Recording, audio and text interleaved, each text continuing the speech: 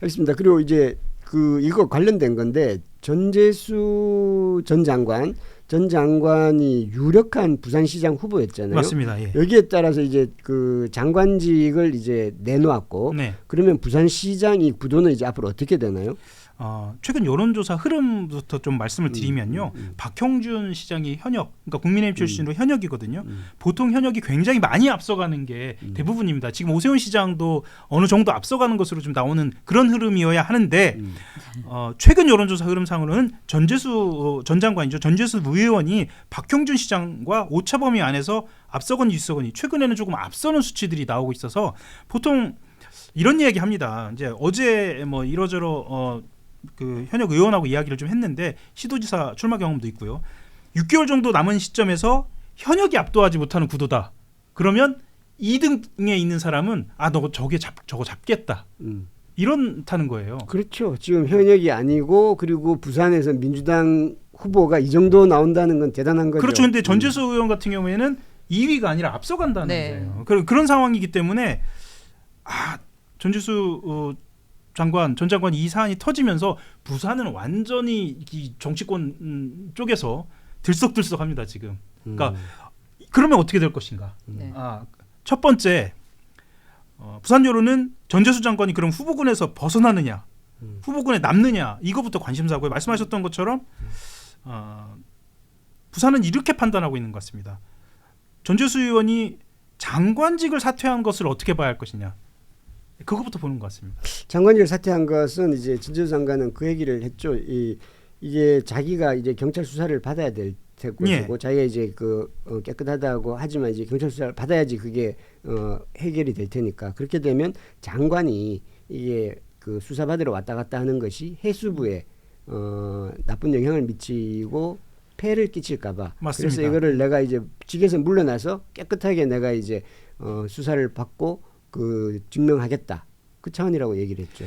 그런데 이제 지금 이렇게 언론 말고요. 네. 각 지방 지역은 이미 지방선거 시작됐거든요. 네. 이 선거판에서 보면은 전재수 장관이 사퇴를 한 건 말씀하신 그 측면이 있고요. 그 이면의 선거판만 보자면 이걸 빨리 털고 지방선거로 나가기 오히려 더 가볍게 간다. 그렇죠. 이게 네. 누구는 맞습니다. 그런 얘기를 합니다.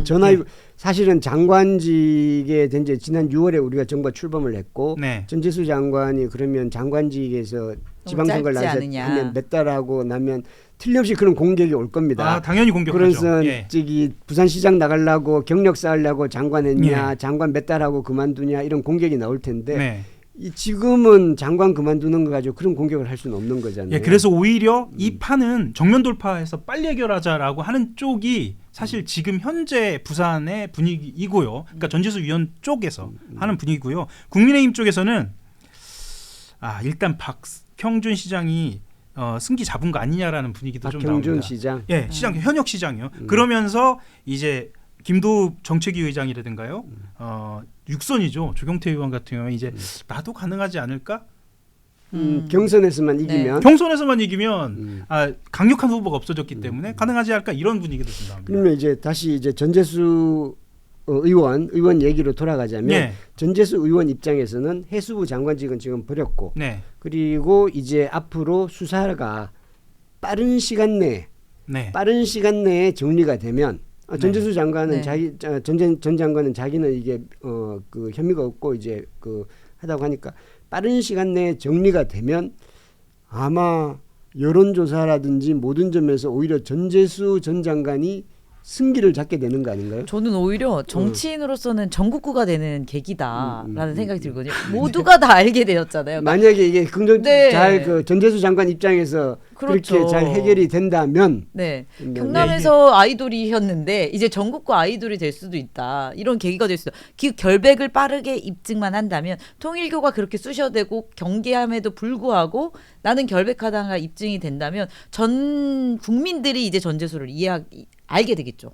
그렇다면 더 저는 좋을 수도 있다라는 근데 이제 생각이 그럼 듭니다. 또 다른 경우에서는 이게 있잖아요. 수사가 진행이 됐는데 선거가 임박할 때까지 이제 이 부분이 가부간의 결론이 안 난 상태에서, 네. 그러면 그때는 후보에 나와도 되냐 안 되냐가 당내에서부터 논란이 벌어지죠. 논란이 불거질 것 같습니다. 뭐 이전 음. 사례들이 몇 가지 있어요. 뭐 굳이 좀 만약에 유죄라면 더 이상 논의할 그건 필요가 얘기할 없는 것도 거고 없고요. 이제 이 두 예. 가지 네네. 경우가 있는 거죠. 예. 일단 김경수 지사 사례가 있고요. 그리고 이광재 지사 사례도 있습니다. 그러니까 일단 의혹이 불거졌을 때 그거를 감안하고 그냥 출마하는 경우. 근데 저는 지금 이거 말씀드린 건 김경수 지사나 이광재 지사는 그렇게 돼서 결국은 지사의 어떤 자리를 물러난 거고요. 어쨌든 근데 지사는 당선은 됐고요. 그리고 다른 경우들도 있습니다. 그러니까 이런 의혹을 받고도 심지어 대통령이 된 사람도 있고요. 지방 지자체장 선거에 당선되고 이게 혐의를 벗어난 사람들도 있습니다. 그래서 사실은 민주당 내에서는 부산시장 후보군으로 거론되던 사람들도 뭐 당장 물론 이른감도 있습니다만 전재수 장관이 장관직 사퇴한 이후에 본인이 그럼 내가 나서겠다라고 이야기한 사람은 현재로서는 없습니다. 예를 들면 최인호 의원이 부산에서는 또 유력한 정치인이기도 하고요. 박재호 의원이나 아니면 이재성 전 시당위원장 같은 경우에도 뭐 지금으로서는 그럼 추론을 해보자면 김한남 변호사님 이 가능성이 있지 않나요? 그러니까 만약에 유죄가 빠르게 판명이 된다면 그건 일단 논외로 하고 그렇죠. 그거는 뭐 우리가 얘기할 필요가 없는 거고 만약에 이게 무죄로 빨리 판명이 된다면 뭐 아주 뭐 날개를 다는 것이고 만약에 유죄 무죄가 그 결론이 안 난 상태에서 계속해서 국수본의 수사가 쭉 이어진다 하더라도 출마를 하게 되지 않을까요? 왜냐하면 출마를 안 하는 게면 오히려 이상하니까 내 출마해서 나 당당하다라고. 국수원에서 수사를 하면 증거가 어느 정도 나오겠죠. 만약에 유죄 혐의가 혐의적으로 간다면 나온다면 이제 못할 테고 그거에 따라서 또 판단이 달라질 것이라고 생각을 하고요. 지금 전재수 장관이 이렇게까지 결백을 입증하고 오히려 진짜 정확한 타임에 빨리 손을 떨고 지선을 준비하는 오히려 계기가 됐다라고 저는 생각이 좀 들기 때문에 민주당에서 그런 얘기 항상 이런 많더라고요. 흐름이라면 출마를 할 것이라고 생각합니다. 추가적인 혐의나 뭐 추가 더 나오지 않은 상태에서 네. 지지부진하게 이렇게 만약 수사가 이어간다면 저도 뭐 그런 생각이 들어요. 자 그리고 어제 뭐 흥미로운 재밌는 뭐 이런 그 입장이 하나 나왔는데 안철수 국민의힘 의원이 이런 이야기를 했습니다. 그러니까 뭐 전재수 전 장관을 향해서 하는 얘기입니다. 사퇴 후 부산시장 출마로 김경수의 길을 바라보고 있느냐 이렇게 얘기하면서 전재수 장관 그만뒀어? 부산시장 그냥 나오겠네 이런 시각을 이야기를 하는 경우도 오히려 국민의힘 쪽에서 이렇게 먼저 이야기를 하는 경우도 있습니다. 안철수 의원은 어떻게든 뜨고 싶어서 노력하는 모습으로 안철수 의원이 부산시장 나오려고 하나요? 고향이 부산이잖아요. 고향이 부산입니다. 네, 뭐 그런 꿈을 꿀 수도 있겠죠. 근데 지금 후보군으로 등장하고 있지는 않습니다. 예, 우리가 이제 그 통일교 금품수수 의혹에 대해서 이제 깊이 있게 살펴보느라고 다른 거를 다루지 못했는데 당원 게시판 논란만 짧게 한번 얘기해 볼까요? 그 국민의힘 당원 게시판 논란. 당원 게시판 논란 하기 전에요.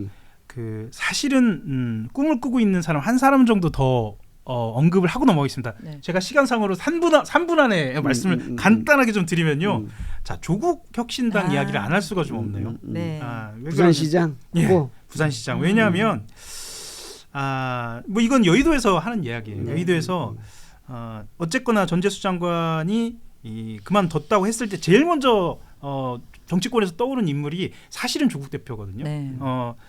왜 제가 이 말씀 드리냐면 지난달 23일 날 이미 이렇게 얘기했어요. 부산 시민의 지지로 국회 제3당이 됐고 조국 혁신당의 1막을 마무리하고 부산에서 제2막을 열겠다 이렇게 얘기를 했습니다. 사실 근데 그거는 그 전재수 장관이 부산시장을 나갔을 경우에 본인이 그거를 노린 거 아닙니까? 그거를 노린 것으로 이야기를 한 거고요. 사실 본인 입장에서는 보궐을 나가서 국회의원으로 입성을 하는 것이 조국 혁신당을 유지하는 것이 훨씬 유리하다고 판단하고 있을 겁니다. 그런데 어제 좀 전화를 돌려보면 이런 이야기를 합니다. 그러니까 이건 가정입니다만 만약에 부산시장의 후보가 마땅치 않아지는 상황이 온다. 상황이 왔을 때 범여권 단일 후보라는 상징성을 본인이 가질 수 있지 않을까.